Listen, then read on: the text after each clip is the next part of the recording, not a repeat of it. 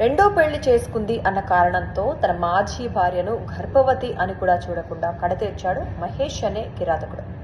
మహేష్ సునీత 2022లో ప్రేమించి పెళ్లి చేసుకున్నారు. తర్వాత అతను కెనడా వెళ్లిపోవడం, తర్వాత గొడవలు జరగటం, గృహహింస కేసు పెట్టి ఆవిడ వెళ్లిపోవడం జరిగింది.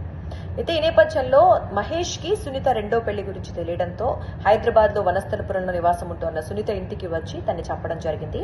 అయితే ఇక్కడ ఇంకో విషయం ఏంటి అంటే, మహేష్ కి సునీత రెండో పెళ్లి గురించి ఇన్స్టాగ్రామ్ లో తను పెట్టిన పోస్ట్ ద్వారా తెలిసింది. ఆ ఫోటోలు చూసి రెండో పెళ్లి జరిగిందని కన్ఫర్మ్ చేసుకున్నాడు. ఇక అలాగే వనస్థలపురంలో ఉంటున్న విషయాన్ని కూడా ఇంకో ఫోటో ద్వారా కనుక్కున్నాడు. అంటే ఇక్కడ రెండు విషయాలు మనం గమనించుకోవాలి.